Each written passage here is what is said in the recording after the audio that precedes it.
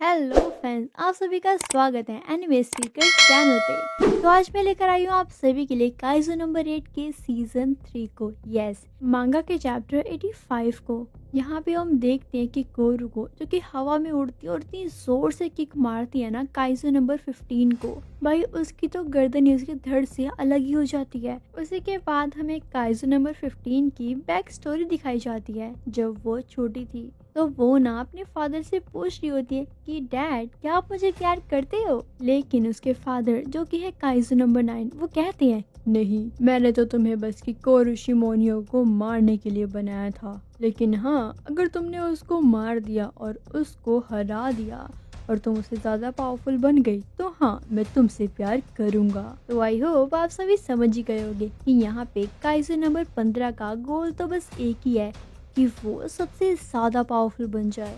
मतलब कि कोरू शिमोनिया से भी ज्यादा पावरफुल बनना है उसे। उसी के बाद हम यहाँ पे प्रेजेंट में आ जाते हैं। तभी हम देखते हैं यहाँ पे अपनी काइजो नंबर 15 तो बहुत ही गंदे तरीके से रो रही होती है भाई, बहुत ही ज्यादा। क्या तुम्हें पता है कि कोरू, कि तुम्हारे फादर तुम्हें कितना प्यार करते हैं? मैं बताती हूँ, वो तुम्हें इतना ज्यादा प्यार करते हैं ना कि इतना प्यार तुम्हें कोई भी नहीं करता होगा। लेकिन अगर इसके कंपैरिजन में मैं अपने डैड को रखूँ ना, तो मेरे डैड तो मेरी बिल्कुल भी चिंता नहीं करते। उनको तो फर्क ही नहीं पड़ता कि मैं हूँ या नहीं हूँ, बिकॉज उन्होंने तो मुझे सिर्फ और सिर्फ तुम्हें मारने के लिए बनाया था। वो मुझसे प्यार नहीं करते, इवन वो तो मुझसे डील करते हैं। मुझे कहते हैं अगर मैं तुमसे ज्यादा पावरफुल बन गई ना तो वो मुझे अपनी बेटी बना लेंगे और मुझे प्यार करेंगे। उसी के कुछ देर बाद हम नोटिस करते हैं कि यहाँ पे काइजो नंबर 15 की बॉडी वैनिश होने लग जाती है, गायब होने लग जाती है। ये सब कुछ देख के वहाँ के डिफेंस फोर्स के मेंबर्स तो बहुत ही ज्यादा खुश हो जाते हैं और कहते हैं कि फाइनली उसने काइजो नंबर 15 को हरा दिया। और यहाँ पे तो डायरेक्टर इटामी भी काफी ज्यादा खुश होते हैं और वो उनकी तारीफ भी करते हैं। अरे भाई, और किसी की नहीं, कि कोरू की। लेकिन वो तो अपने माइंड में ये सोच रहे होते हैं ये तो इतना काफी नहीं है, क्योंकि आगे तो और भी बड़े बड़े बहुत ही पावरफुल काइजूज हैं, उनको भी हराना होगा। उसी के बाद हम देखते हैं यहाँ पे सुमेडा सिटी का व्यू। भाई वहाँ से तो काफी अमेजिंग लग रहा होता है, क्योंकि यहाँ पे नारुमे की फाइट चल रही होती है काइजू नंबर 11 से। और यहाँ पे नंबर 11 को भाई हल्के में मत लेना, बिकॉज वो तो बहुत ही ज्यादा पावरफुल होता है, जो कि नारुमे को तो धो रहा होता है। क्योंकि पता है गाइस, वहाँ पे ना उसके पास है वाटर वाली पावर, जिससे वो ना बहुत क्या, आधी से ज्यादा दुनिया को ऐसे उड़ा सकता है।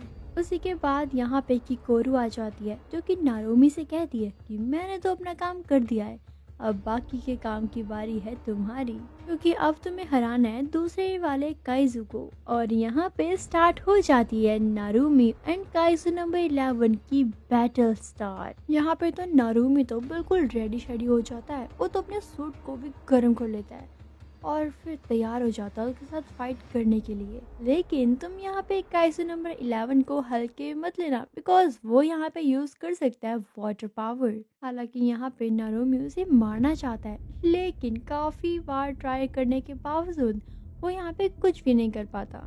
तभी हमें यहाँ पे छोटा सा फ्लैशबैक दिखाया जाता है, जहाँ पे नारुमी एंड डायरेक्टर दोनों के दोनों ट्रेनिंग कर रहे होते हैं। यहाँ पे तो नारुमी की लाख कोशिश करने के बावजूद भी डायरेक्टर इसाओ तो उसे एक हिट भी नहीं कर पाता। क्या बात है। इसी के बाद सीन प्रेजेंट में आता है, जहाँ पे हमें पता चलता है कि यहाँ पे नंबर 9 की पूरी मेमोरीज डॉक्टर इसाओ के पास है।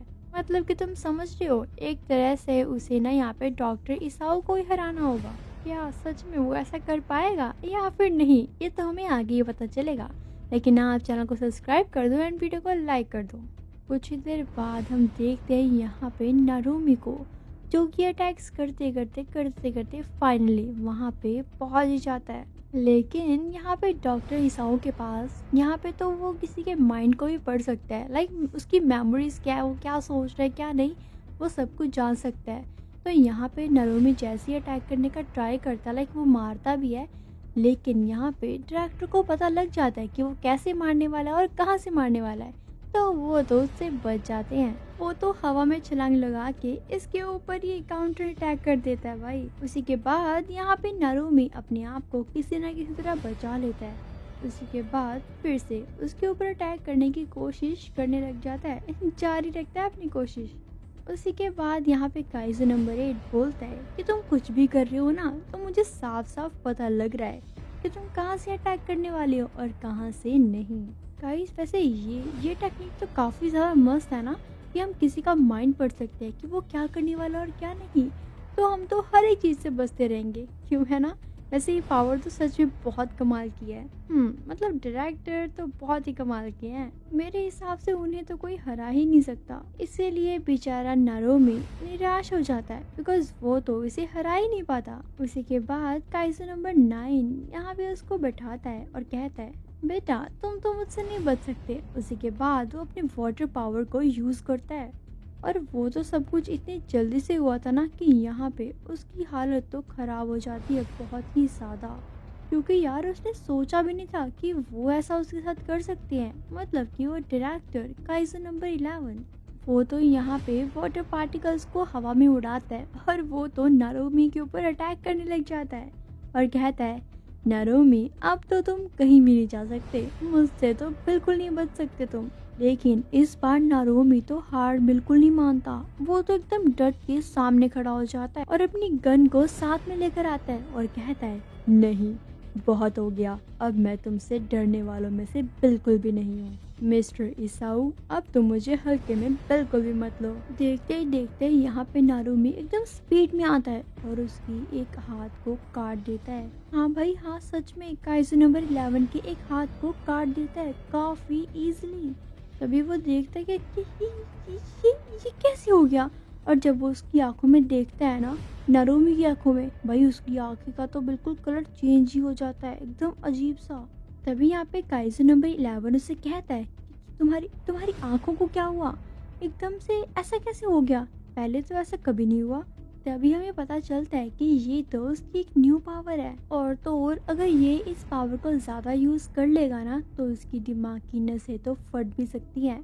मतलब जितना बेनिफिशियल है उतना ही लॉस भी है। लेकिन यहाँ पे नारोमी को तो बिल्कुल फ़र्क ही नहीं पड़ रहा होता, बिकॉज उसको तो सब कुछ परफेक्ट चाहिए होता है। और तभी भाई वो तो काइजू नंबर 11 के हर एक पार्ट को कट कर देता है। ये देख के काइजू नंबर 11 तो हैरान ही रह जाता है, ये क्या क्या मतलब तुमने किया कैसे। तभी अपना नारोमी उसे कहता है, ये तो बस शुरुआत है, आगे आगे देखो कि अब क्या होता है। उसी के कुछ देर बाद यहाँ पे डॉक्टर इसाओ की बैक स्टोरी दिखाई जाती है हमें। वो तो यहाँ पे जामोमी को बता रहा होता है कि नारोमी बहुत ही ज़्यादा होनहार स्टूडेंट है, वो तो काफ़ी ज़्यादा पावरफुल और बहुत ही ज़्यादा ट्रेंड भी है। मुझे पता है कि एक दिन ऐसा आएगा जब वो मुझे भी सरपास कर देगा। उसके बाद मेरे पास मौका रहेगा कि मैं यहाँ पे सबसे नंबर 1 बन के दिखाऊं। उसी के बाद हम देखते हैं यहाँ पे प्रेजेंट का सीन, जहाँ पे नारोमी ने काइजू नंबर 11 के तो टुकड़े टुकड़े कर दिए होते हैं। मतलब कि अब यहाँ पे इन्होंने एक काइजू को तो उड़ा दिया, अब वो सिर्फ और सिर्फ 3 काइजूस बचे होते हैं जिनको उड़ाना भी बाकी है। कुछ देर बाद हम देखते हैं यहाँ पे होशिना को, जिसकी फाइट चल रही होती है यहाँ पे काइजू नंबर 12 से। ये दोनों की फाइट सच में बड़ी ऑसम होती है यार। गाइस ये चैप्टर यहीं पे खत्म होता है। नेक्स्ट चैप्टर के लिए आप मेरे चैनल को सब्सक्राइब कर लेना एंड मेरी वीडियो को लाइक कर लेना।